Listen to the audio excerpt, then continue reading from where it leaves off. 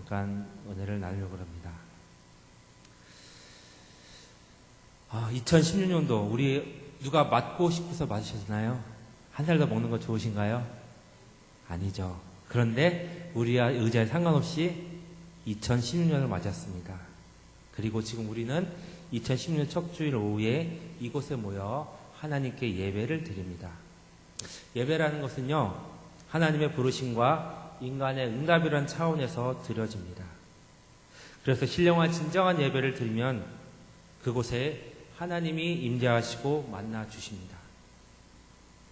하나님의 만나 주심은 피조물인 우리를 개개인에 있어서 참으로 커다란 영광이 아닐 수 없습니다. 왜냐하면 하나님을 만난 체험은 기독교인이라면 누구나 원하는 커다란 사건이기 때문입니다. 예배에 성공한 인생은 다릅니다. 습관적 예배를 드린다면 절대로 우리가 하나님이 원하시는 모습으로 변화될 수 없습니다. 마음과 뜻과 정성을 다한 예배를 드려야 합니다. 왜냐하면 하나님은 사람의 중심을 보시기 때문입니다. 중심이 올바른 예배를 하나님은 기뻐 받으십니다.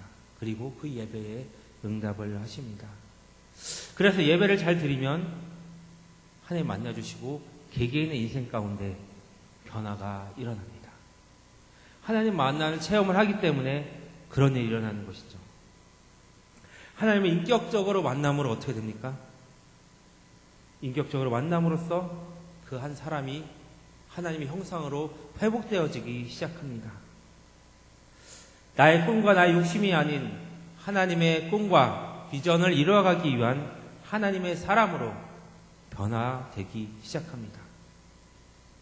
우리들 가운데 하나님의 사람으로 올해 더욱 변화되는 그런 소망을 품으시기를 바랍니다. 그런데 잘 압니다. 변화라는 것이 결코 쉬운 것이 아니라는 것 누구나 잘 알 것입니다. 그래서 세상을 모르고 자기를 모르는 어린 시절에 초등학교 시절에는 어떻게 합니까? 새해가 되면 어떤 계획을 세우고 이 일을 이루기 위해서 열심히 막 살아보려고 합니다. 그런데 어떡합니까? 1년을 뒤돌아보고 아니요. 조금만 일주일만 지나보면은요. 그 계획을 실행에 옮기지 못하는 그 모습을 발견할 수가 있습니다. 왜냐하면 사람의 의지가 연약하기 때문입니다. 현실을 이기는 힘이 부족합니다. 그래서 예상치 못한 어려움과 삶의 어떤 뒷받침이 되어지지 못하는 그런 환경을 보고 거기에 굴복하고 맙니다. 결국 나이가 먹어 어른이 되어 갈수록 해가 변하는 것, 뭐가 새로 변하는 것, 커다란 의미를 가져다 주지 못합니다. 그래서 어떡합니까? 그냥 새해가 변하면 어떻게 하죠? 그냥 덕담 나누는 수준, 복 많이 받으세요. 뭐 부자 되세요. 뭐 이런 놈들, 다 이런 뭐 추상적인 얘기들, 덕담을 나누는 수준에 밖에 이르지 못한다는 것을 너무나 잘 알죠. 뭐 새해 우리는 변화됩시다. 이렇게 말씀하시는 분 있습니까? 새해 하나님의 사람이 됩시다. 이렇게 서로 말씀을 나누시는 분 있습니까? 다 복 받으십시오. 뭐 이런 수준에서 덕담 수준에서 머문다는 것이죠. 우리는 하나님의 자녀이기 때문에 좀 우리는 덕담의 수준을 뛰어넘어 어떤 그런 정말 하나님 원하시는 그 수준의 삶을 살고 싶지 않으십니까? 우리는요, 좀 더 지금보다 수준 높고 고상한 삶을 살아갈 수가 있습니다. 2016년, 지금 시작한 첫 주에 우리들 모두가 지금 새로운 전환전에 서 있기를 저는 바랍니다. 그것은 하나님 우리를 통해 지금 우리의 삶에 새로운 역사를 쓰기를 원하신다는 것입니다. 우리를 모두가 하나님 손에 붙잡혀 새로운 삶을 살아가기를 모두 원하신다는 것이죠. 하나님 쓰시고자 하는 분명한 목적과 의도가 있다는 것입니다. 우리들 모두 다 한 번 왔다 한 번 가는 인생입니다. 하나님은요, 우리들에게 다 공평한 인생을 주셨어요. 이 인생을 어떻게 하면 하나님 주신 목적을 이루어가는 인생이 되겠습니까? 그냥 이 대답, 어떻게 하면 당신의 인생을 하나님의 목적을 이루어가는 인생이 되겠습니까? 이것에 대한 대답이 그냥 피상적인 대답이 되지 않았으면 좋겠습니다. 그렇다면 지금 이 시간에 누군가는 머릿속에서 대답을 하고 계실 것입니다. 그것은 오늘 말씀 제목처럼 예수를 만나야 한다. 예수 만남이죠. 예수를 만나야 한다. 추상적이고 어떤 피상적인 머리의 관념 속에 머물러 있는 예수가 아닙니다. 나의 죄를 위해 십자가에 달려 돌아가셨다가 사흘 만에 부활하신 실제 예수 그리스도, 부활하신 예수 그리스도를 만나는 체험을 해야 한다는 것입니다. 아무리 지식적으로 예수 그리스도 안다고 해도요, 체험이 없으면 참 지식이 아니라는 것이죠.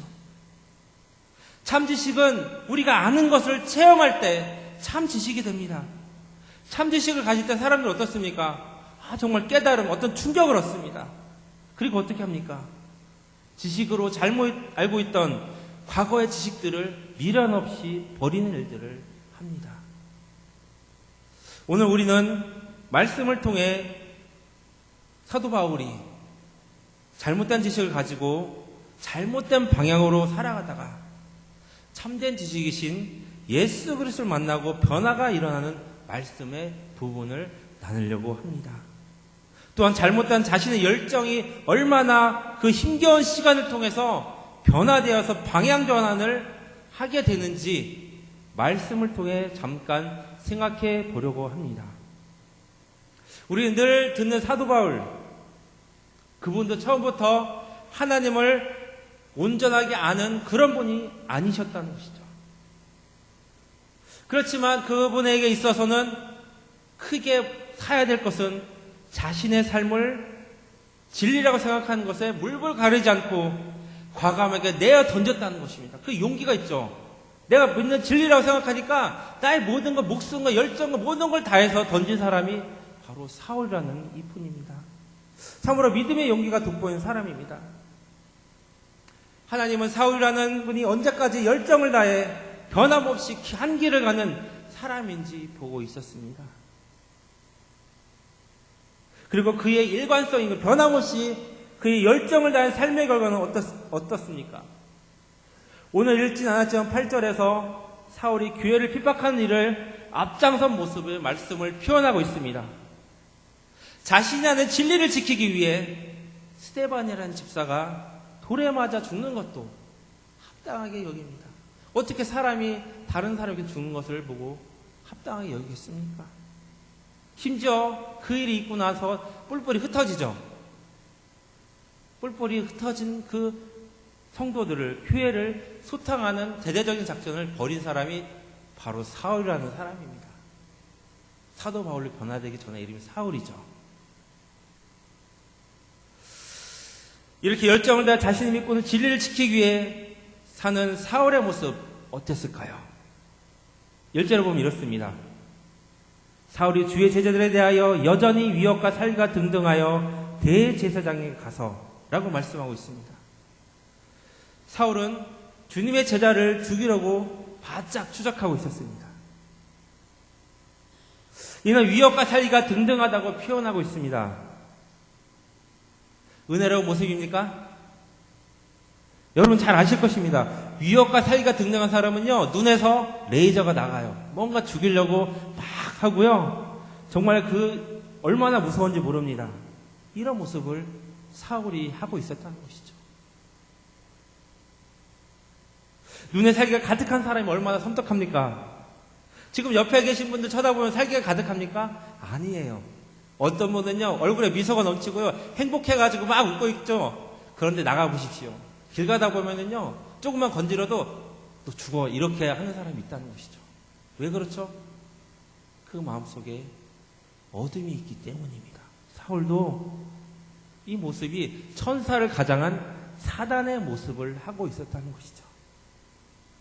그래서 스스로 아무리 하나님을 대신해서 일을 하는 사람이라도 납득이 가지 않는 그런 모습을 지금 사울은 가지고 있습니다. 마귀는 분명히 화내는 그런 사람을 통해서 일을 한다는 것이죠.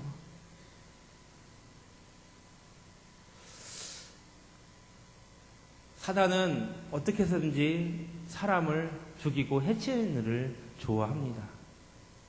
그렇기 때문에 우리가 화를 많이 내고 막 속에서 끌어오르면 다스리지 못한다면 여전히 우리들은요, 연약하고요, 마귀에게 더 많이 조종받는 인생이라는 것이죠. 우리가 좀 더 많이 성화되면은요, 어떻게 하죠? 어떤 누가 나를 건드려도, 그래, 건드려라. 나는 가만히 있을 것이다. 그러면 재미없어, 안 건드려요. 그런데 막 살기가 등등하고 싸우려는 사람은 사단이 뭐 툭 건드려버리면 그냥 싸움을 일으키는 이런 사람이 된다는 것입니다. 이것이 바로 사탄이 좋아하는 것이죠. 사울의 모습도 이랬습니다. 자신이 진리를 생각한 것이 예수 믿는 것과 좀 다르기 때문에 자신의 삶을 다 던졌다는 것이죠. 안 좋은 모습으로 말입니다. 교회라는 것이 어떤 것입니까? 이 세상에서 하나님께 부름받은 성도 한 사람 한 사람, 옆에 계신 분들 한 사람 한 사람이 다 교회인 줄 믿습니까? 우리가 다 교회입니다. 이 건물이 아니라는 것이죠. 우리가 다 뭐죠? 교회예요. 하나님을 믿는 성도가 교회라는 것입니다. 하나님은 우리들 향해서 뭘 갖고 계신다고요? 우리가 온전해서 하나님의 꿈을 이뤄가는 그런 사람이 되기를 원하시는 꿈을 계시는 것이 바로 교회, 우리들이라는 것이죠. 그런데 이런 교회를 잔멸하는 일에 사울은 앞장서서 진두지휘를 하였습니다. 그리고 이제 대제사장에게 갑니다. 그 이유 무엇일까요? 2절에서 보면 이렇게 말씀하고 있습니다. 다메섹 여러 회당에 가져갈 공문을 청하니 이는 만일 그 도를 따른 사람을 만나면 남녀를 막론하고 결박하여 예루살렘으로 잡아오려 함이라. 쉽게 말하면요, 내가 이제 이 체포영장을 미리 발부받으려는 것이에요. 합법적으로 이제 박해해서 없애버리려고. 얼마나 살벌한 모습입니까? 이제는요, 법적으로 어떤 타당성을 가지고 내가 너희들을 잔멸하겠다. 누가 뭐라 하지 못하게 그렇게 하겠다. 이런 살벌한 모습. 살기도 눈에 등등해요. 얼마나 무서운 모습에 법까지 이제 이게 뒷받침해 주니까 어떻겠습니까? 완전 날개를 달았죠. 얼마나 살벌한 모습입니까? 내가 널 죽이겠다. 내가 널 잡아 어떻게 해서든지 없애겠다. 이런 모습 얼마나 무섭습니까? 그래서 그들을 체포해서 다시 예루살렘으로 데려와서 신문하고 구속하려는 그런 일을 하고 있었다는 것입니다. 이것이 바로 잘못된 믿음을 가진 사람들의 모습이에요. 하나님의 능력이 아닌 자신의 능력으로, 믿음으로 나타나는 사람들, 자기의 능력으로 믿는 사람들, 이래서 내가 나의 믿음으로 믿는 사람들에게 나타나는 결과라는 것이죠. 그 결과는 사람을 유익하고 화평하게 세우는 일이 아니라 자신과 다르니까 정죄하고 사람을 죽이는 결과를 갖고 오는 것이 이런 사람들의 모습이죠. 내가 믿는 열심, 내가 나의 믿음으로 산 사람들, 하나님 믿는 믿음이 아니라 이런 분들에게 나타나는 안타까운 결과입니다.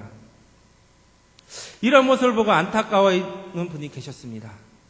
그분은 십자가에 죽으셨다가 부활하신 예수 그리스도셨습니다. 예수님은요, 사울을 보시면서 너무나 안타까워하시며 아파하셨습니다. 자신이 알지 못한 그 그릇된 지식에 갇힌 그의 믿음을 보고 직접 만나러 오신 것입니다. 하나님 아들 예수 그리스도가 사울을 만나러 오셨다는 것이죠. 박해하는 사울에게 찾아오십니다. 3절에 이렇게 말씀하십니다. 사울이 길을 가다가 다메섹에 가까이 이르더니 호련히 하늘로부터 빛이 그를 둘러 비추는지라. 예수님이 빛으로 사울을 친히 만나러 오신 것입니다. 이것을 임재라고 합니다. 예수님이 잘못된 믿음 가운데 자신의 모든 삶을 던진 사울에게 찾아오신 것입니다. 그만큼 예수님은 사울을 소중하게 여기셨습니다. 그리고 그의 인생이 하나님께 잘 쓰임받는 인생이 되기를 원하신 것이죠. 한 번 주어진 인생, 이 인생이 정말 올바르게 잘 쓰이고 싶은 하나님의 관심, 사랑의 표현이 바로 예수 그리스도로 오셨다는 것이죠. 빛으로 오셨습니다. 그 표현이 올바른 지식을 알게 하기 위해 자신의 아들 예수 그리스도를 만나게 하나님이 허락하신 것이죠. 사울은요, 생각하지 못한 놀라운 일을 경험합니다. 호련히 하늘로부터 빛이 그를 둘러 비추는 빛이었습니다. 잘 아시죠? 하나님은 빛이시로 오셨습니다. 예수 그리스도가 오신 것이죠. 예수님 빛 가운데 친히 오셨습니다. 빛은 어떻습니까? 어둠을 드러내고 사람의 마음에 있는 부패한 것들을 다 드러내는 것이 빛이라는 것이죠. 사울 가운데 있는 죄를 드러나신 것입니다. 하나님을 떠나서 자기 중심적으로 살던 그 모습을 드러냈다는 것이죠. 사울은요, 원래 좀 이게 어떤 뭐 훈남 이런 사람이 아니었대요. 요즘 말하는 뭐 엄친남 이런 남자가 아니었고요. 약간 거친 어떤 그런 외모를 좀 지니셨던 분인 것 같아요. 뭐 매부리코였다는 말도 있고요. 뭐 대머리가 까졌다 뭐 이런 이야기도 합니다. 또 그런 사람에게 있는 게 무엇입니까? 아픔이 있습니다. 그걸 이기기 위해서 아마 이분은 굉장히 공부를 열심히 하셨던 것 같아요. 그래서 자기의 열등감, 아픔, 보상욕구, 그리고 명예욕이 빛 가운데 밝히 드러난 것입니다. 그러자 사울은 어떻게 됩니까? 4절에서 이렇게 사건이 발생합니다. 땅이 엎드러져 들음에 소리가 있어 이르시되 사울아 사울아 내가 어찌하여 나를 박해하느라 하시거늘. 사울이 이 말을 듣고 그만 땅에 엎드러집니다. 방금 전까지 눈에는요 살기가 등등했던 사람입니다. 아무도 나를 해치지 못해. 내가 정말 왕이야. 내가 나의 삶의 주인이고 정말 모든 걸 정지할 수 있는 그런 사람이야. 그런 자신 있는 모습이었는데 어떻게 됩니까? 바로 땅에 고꾸라집니다. 빛을 만난 사람, 예수를 만난 사람은요 교만이 거꾸러집니다. 이렇게 사울은 땅에 엎드러지고 하나님 앞에 낮아집니다. 이렇게 자신의 이로 가득 찬 인생을 예수 그리스도를 만남으로 낮아지게 먼저 하신다는 것이죠. 그럼 예수님 물어보십니다. 사울아 사울아 내가 어찌하여 나를 박해하느냐 하시거늘. 예수님은 사울을 만나서 왜 자신을 박해하는지 해치려는지 그 이유를 물어보시는 것이죠. 참으로 인자하신 모습입니다. 창조주이신 하나님 아버지의 자녀인데 뭐가 아쉽다고 사울에게 이렇게 물어보겠어요. 그냥 뭐 의지에 상관없이 얼마든지 예수님의 뜻대로 처분할 수 있는 그런 위치였는데 사울을 인격적으로 대하신다는 것이죠. 그러면서 사울에게 물어보십니다. 왜 너의 자유의지가 그렇게 했는지 물어보는 것이죠. 무엇 때문에 네가 나를 박해하느냐? 너에 있는 어떤 자유의지가 나를 이렇게 박해하게 만드느냐? 스스로를 돌아볼 수 있는 시간을 예수님은 주셨습니다. 얼마나 소중한 기회입니까? 잘못 쓰임받던 인생이 예수님을 만나서 다시 재활용될 수 있는 그런 시간이 되었다는 것이죠. 그러자 사울은 땅에 엎드러져 대답을 합니다. 5절에 대답하되 주여 누구시나이까 이르시되 나는 내가 박해하는 예수라. 땅에 바짝 낮아져서 엎드러졌다고 그랬죠. 낮아진 그에게 예수님 오셔가지고 물어본다는 것이죠. 예수님은요 우리가 교만할 때 만나주지 않아요. 우리가 정말 낮아질 때 하나님 나는 천하입니다. 나는 아무것도 아닙니다. 주님을 떠나면 나는 아무것도 할 수 없습니다. 이렇게 낮아질 때 예수님은 찾아옵니다. 그리고 세상적으로 어떤 자랑한 것들이 다 걷어갈 때 그때 예수님 만나주신다는 것이죠. 제가 어떤 아는 분도 뭐 누님이 되게 강남에서 잘 살았대요. 그런데 사업을 하다가 쫄딱 망해가지고 지하 반전세 지하 단칸방에 5가족이 살게 되었대요. 그전에는요 예수님을 뭐 교회도 다니고 그랬었는데 사업이 너무 잘 돼가지고 내가 좀 잘 돼가지고 주님 섬기겠다고 이랬는데 다 날아가고 나서 그때 다시 주님을 찾았다고 하면서 마음이 평안해지더라. 이런 이야기를 하는 것이죠. 공동적인 경험이죠. 모든 걸 잃고 나서 예수를 만나고 나서 마음의 평안을 찾았다. 뭐 이런 똑같은 이야기 아닙니까? 이렇게 되지 않으면 좋은데 인간이요 하나님을 떠나서 살면 자기 중심으로 살기 때문에 어떻게 해서든 나를 지키고자 하는 그 욕심, 열망 그런 것들이 있어서 뭐 자식 자랑, 남편 자랑, 뭐 차 자랑, 뭐 직장 자랑, 뭐 이런 것들 자랑이 얼마나 많습니까? 그런 것들 다 걷어가시기 전에 하나님 앞에 올바로 살아가면 모든 걸 축복을 주시는데 그것을 먼저 채우려고 하면 하나님이 걷어가신다는 것이죠. 하나님의 사람은 말이죠. 하나님의 사람이 아니면 그냥 냅둬요. 이렇게 낮아질 때 예수님이 찾아오셨다는 것입니다.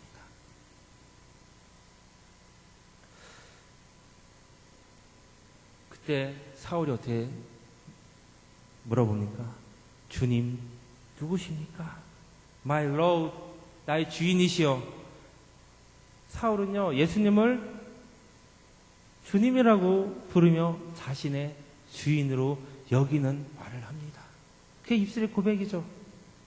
아마 자신이 생전 처음 경험해 본 일이라 너무나 두렵고 떨렸을 것이에요. 그리고 이 예수를 만나는 사건이 평범한 사건이 아니라는 것을 깨닫게 되었습니다. 그래서 단번에 자기 자존심 모든 걸 다 버리고 뭐라고 그랬죠? 주님, 누구십니까?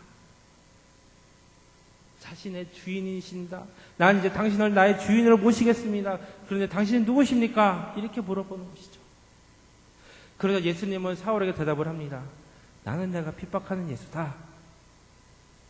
이 말을 들은 순간 사울은 어땠을까요? 아마 가슴이 철렁했을 거고요. 얼음이 되었을 것이에요. 너무나 부끄러웠을 것이에요. 전율이 돋았을 것이에요. 내가 이제까지 너무나 잘못했구나. 쥐구멍이라도 있으면 숨고 싶은 그런 마음이었을 것입니다. 자신이 핍박했던 예수가 실제로 부활하신 하나님의 아들이라는 참된 지식을 얻게 되는 순간입니다. 제가 뭐라고 그랬죠?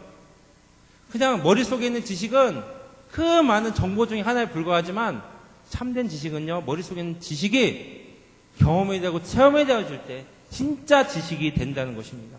이 순간 바로 사울이 그 많은 공부를 해놓고도 예수를 몰랐는데 예수를 만나게 되니까 그 많은 지식들이 다 쓰레기로 변했다는 것입니다. 배설물 여긴다고 나중에 말씀하십니다. 부활하신 예수를 만나는 순간 참된 지식, 자기의 인생을 무엇을 던지고 살아야 되는지 그 지식을 경험하는 순간이라는 것이죠. 아마 사울이었을 때 너무나 부끄러웠을 것이에요. 자신의 예수님께 했던 그 일들, 아마 그러면 나는 끝났다. 나는 이제 여기서 끝났다. 더 이상 희망이 없다. 그럼 예수님이 꾸짖고 책망하며 어떠면 인생의 종지부를 찍을 줄 알았을 것이에요. 너무나 잘못해왔기 때문에. 그렇지 않나요? 우리들이 누군가의 잘못하면 어떻죠? 막 꾸짖음을 받게 되고 심각한 경우는 어떻게 합니까? 교도소에 들어가고 인생의 종지부를 찢는 것을 보게 됩니다. 하지만 예수님은 책망 대신에 사울에게 앞으로 어떤 사람이 되어서 어떻게 살아야 할지를 알려주신다는 것이죠. 또한 그가 가야 할 곳과 만나야 할 사람, 그리고 앞으로 어떻게 살아가야 할지 세세히 알려주시고 예비하신 것을 말씀하십니다. 얼마나 행복합니까? 삶의 목적과 비전과 너가 어떻게 살아야 되는지 그걸 다 알려주신다는 것. 저희들 어때요? 어떻게 살아야 될지 잘 모르시잖아요. 솔직히 1년간 열심히 살았는데 소득은 없죠. 1년 결산할 때 1년 동안 나 열심히 살아 소득이 있으십니까? 많이? 거의 없으실 것이에요. 예수님은 이제 사울의 인생에 방향전환을 시켜주고 꿈을 주시고 어떻게 살아가야 되는지 그의 인생을 이제 붙잡아 주셨다는 것이죠. 6절에서 이렇게 말씀하십니다.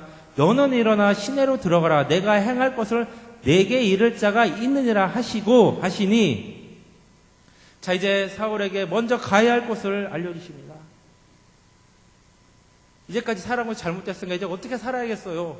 방향도 잊어버렸고요. 삶의 목적도 잃어버렸어요. 어떻게 해야 될지 몰라요. 그런데 예수님께서는 사울에게 가야 할 곳, 시내로 들어가라. 솔직히 얼마나 부끄러웠으면 부끄럽잖아요. 그렇죠? 그러면 사람들을 피해서 어딘가 산속에 은둔해서 좀 남이 모르는 곳에 있고 싶을 것이에요. 그런데 사람들이 많은 시내로 들어가라고 하는 것입니다. 그리고 앞으로 어떻게 살아가는 사람이 될지 또한 무엇을 행하며 살아가는 사람이 될지 알려줄 사람을 만나게 하신다는 것이에요. 이렇게 하나님은요 또 사람을 통해서 역사하세요. 만남의 축복과 거기에 함께 하신다는 것입니다. 우리 가운데 만남의 축복이 늘 함께 하시기를 저는 기도하기를 원합니다. 좀 우리 가운데 만남의 축복이 있어야 돼요. 내가 무엇을 하면 살아야 될지 우리 귀가 열려 있어야 된다는 것이죠. 예수 그리스도를 만나 자신의 잘못됨을 알았고요. 이제 더 이상 어떻게 내가 이제 살아가야 될 용기 나지 않는 그의 삶, 정말 어떻게 이제 포기하고 싶은 그의 삶 가운데 이제 또 다른 차원의 예비된 삶을 살아가게 하십니다. 와, 얼마나 멋있습니까? 실패했는데도 또 다른 기회가 있는 것이에요.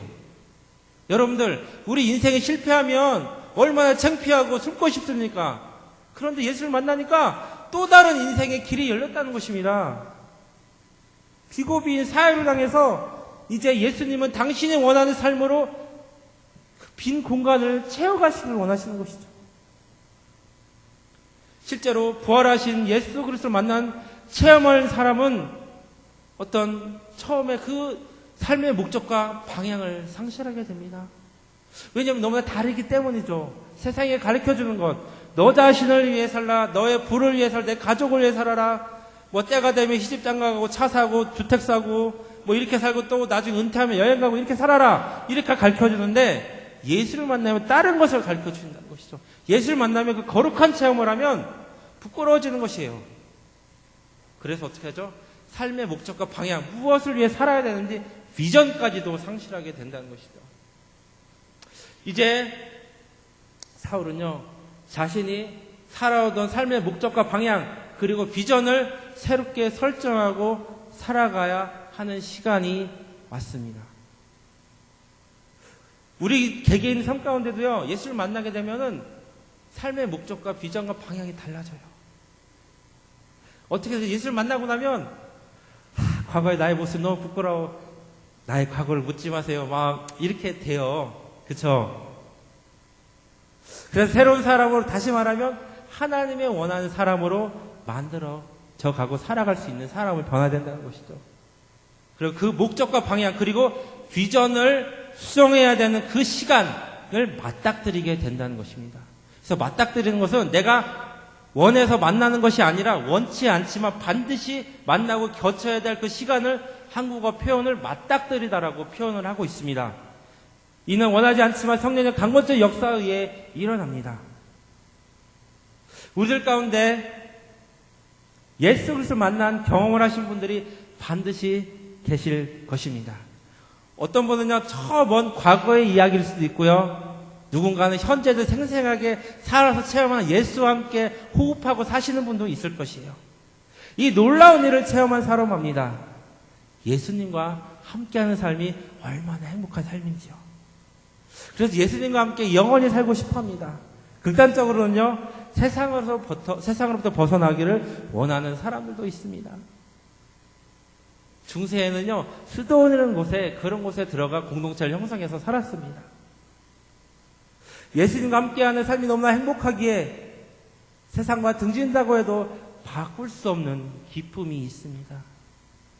그렇지만 예수님이 만나주신 이유가 결코 자신들끼리 모여서 여기가 주사원이, 여기가 천국입니다, 이런 폐쇄적인 공동체를 만들려고 하시는 것이 아니죠.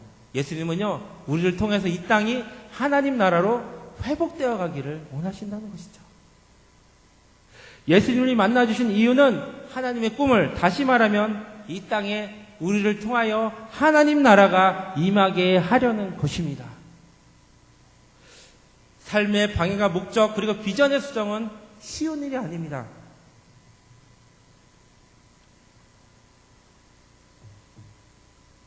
정말 자신이 하나님을 철저하게 깨어지고 무너져서 변화되어야지 비전, 목적, 방향 수정이 가능하다는 것이죠. 예수를 만나고 사울은 커다란 신체의 변화를 경험합니다. 8절에는 이렇게 말씀하시죠. 사울이 땅에서 일어나 눈을 떴으나 아무것도 보지 못하고 사람의 손에 끌려 다메섹으로 들어가서 라고 말씀하십니다. 너무나 찬란한 빛을 보았기 때문에 어떡하죠? 안 보여요. 저희들이 뭐 계기 일식 같은 거 보더라도 그냥 눈으로 봅니까? 안 보죠. 저 초등학교 다닐 때 어떻게 했냐면 그 촛불로 그을려가지고 간유리에다 해서 이렇게 계기 일식 보던 기억이 나요. 직접 보면 눈이 타기 때문에 그렇습니다. 아마 사울은 너무나 강렬한 빛을 봤기 때문에 순간적으로 어떤 그런 망막이나 여러 개 부분에 어떤 의학적으로 설명 잘 하지 못하지만 그런 일이 있었던 것 같아요. 빛을 보고 엎드러진 사울은 일어나서 눈을 뜨지만 아무것도 못 보는 심각한 상황에 이릅니다. 이는 예수를 만나고 자신의 죄를 깨닫고 새로운 영적 시선을 띄워주기 위한 전 단계이기도 하다는 것이죠. 토마스 아켄피스라는 중세 수도자가 있는데요. 그분이 쓴 게 The Imitatio Christon가, 그러니까 예수 그리스도 본받아라는 책이 있습니다. 여러분 잘 아실 것이에요. 거기서 보면 이런 얘기를 해요. 세상을 향해서 감각의 문을 닫고 오로지 하나님을 향해서 감각의 문을 열게 하소서. 이런 말씀을 해요. 왜 이런 얘기를 했을까요? 예수를 만나면요, 영적인 눈을 틔어지는 그런 일이 생기기 때문이에요. 이 세상이 너무 좋아 보였는데, 저 영원 하나님 나라를 바라보니까 이 땅의 것은 좀 시시해요. 솔직히 얘기해서요. 우리가 맨날 뭐 좋다고 하지만 그게 영원히 좋습니까? 아무리 좋은 걸 사고 좋은 차를 사더라도 1년 갑니까? 1년 가면 오래 가는 거예요. 한 달이나 갑니까? 근데 하나님 나라를 경험하면 영원히 그 기쁨을 어떻게 하지 못한다는 것이죠. 예수를 만나고 사도 바울은 먼저 육체의 눈이 닫혀집니다. 그리고 뭐가 띄어집니까? 영적인 눈이 뜨인다는 것이죠. 그리고 하나님 손에 붙잡혀 하나님의 역사 계획을 알게 되고 살아가게 됩니다. 물론 뭐 쉽게 목적이 수정되고 방향이 올바르게 되어 비전을 수정할 수 있다면 얼마나 좋겠습니까? 얼마나 근데 이 일이 어렵습니까? 쉽게 일어나지 않는다는 것이죠. 반드시 거쳐야 할 단계가 있습니다. 그 단계가 무엇인지 9절에서 이렇게 말씀하십니다. 사흘 동안 보지 못하고 먹지도 아니하고 마시지도 아니하니라. 사흘 동안 보지 못했습니다. 그리고 먹지도 아니했습니다. 더욱이 마시지도 않았습니다. 앞도 못 보고요. 사흘 동안 먹고 마시지 않았습니다. 그 하나님을 만나고 예수를 만났을 때 어떤 일을 했겠습니까? 오늘날 영어로 말하자면 무엇을 한 겁니까? 금식 기도를 하신 것이죠. 금식 기도를 했으면 뭐 했습니까? 하나님 앞에 기도를 했을 것이에요. 먼저는 자신을 구원해 주신 하나님을 찬양하고 경배했을 것입니다. 그리고 하나님께 자신의 죄를 고백하고 회개하는 기도를 하였을 것입니다. 그래서 자신을 고치는 시간을 가졌을 것입니다. 다음으로 자신을 구원해 주신 하나님께 감사 기도를 하였을 것입니다. 마지막으로 하나님께 나 이렇게 살 수 있게 도와달라고 부족함이 도와달라고 탄원을 하였을 것입니다. 이를 쉽게 말하면 저희들이 보는 사도행전의 영어로 무엇인지 아십니까? 좀 젊으신 분들은 아시죠? 무엇이죠? 사도행전의 영어로? 그렇죠. 액트죠.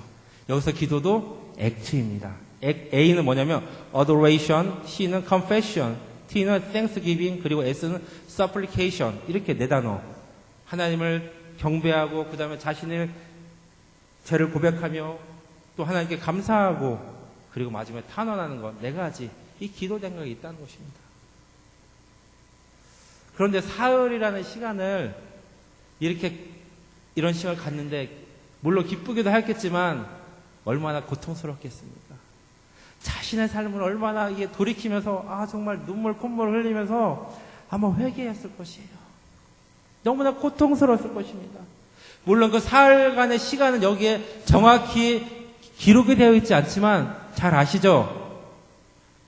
금식 기도하며 하나님께 눈물 콧물 회개할 때 물론 영적인 기쁨도 찾아오지만 그 시간이 너무나 고통스럽습니다. 방향을 이제 올바르게 전환하기 때문이죠. 이렇게 고통스러운 과정을 통해 하나님의 일을 온전히 할 수 있는 사람으로 변화되어 세워져 가고 있는 것입니다. 예수님은 사울에게 하나님의 일을 올바르게 하는 사람으로 세우시기 위해서 만나주신 것입니다. 그렇게 되기 위해서 먼저 선언되는 것이 무엇입니까? 변화입니다. 변화. 우리가 예수님을 왜 믿습니까? 물론 구원받는 것 좋습니다. 더 중요한 것은 우리가 하나님의 사람으로 변화되는 것, 세워지는 것이에요. 그냥 구원받았다 이거는요, 솔직히 얘기해서 구원파들이 한 얘기랑 똑같은 것입니다. 이거 예수 왜 믿니? 구원받기 위해서. 이건 구원파들이라는 얘기가 똑같은 것이에요. 하나님은 오늘도 목사님이 일부에 말씀하셨지만, 오전 예배에 말씀하셨지만, 새 인생을 살아야 돼, 새 일을 해야 돼, 새 사람이 되어야 돼, 그런 말씀 하셨잖아요. 왜 그래요? 하나님 우리들이 변화돼서 하나님의 사람을 변화해서 하나님의 사람으로 이 세상을 살아가는 온전한 사람으로 되게 하시기 위해서입니다.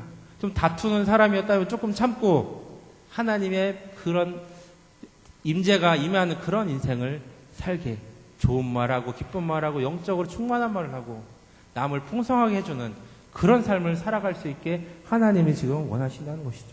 지금 사도 바울에게도 그런 걸 원하셨던 거예요. 하나님이 너가 죽음으로 인해서 다른 사람을 풍성하게 하는 예수님의 삶을 본받아 살아가게 하려는 그런 사람으로 세워나가는 것이었던 것이죠. 이 고통스러운 과정, 내가 없어지는 과정입니다.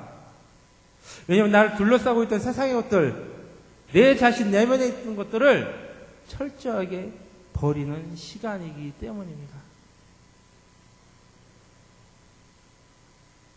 하덕규 시인이 이런 노래를 했죠. 내 속에 내가 너무도 많아 그분이 들어와 계실 공간이 없네. 뭐 이런 비슷한 찬양 시인과 춤장에서 했습니다. 가시나무 새라고.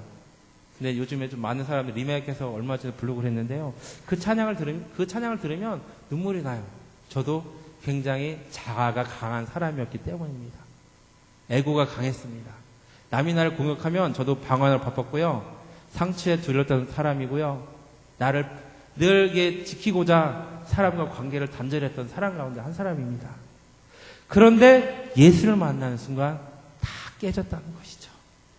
상처 입는 것을 두려워하지 않고 예수님 때문에 더 사랑할 수 있고 사람을 믿는 것이 아니라 사람을 사랑할 수 있는 그런 사람으로 변화되었다는 것입니다.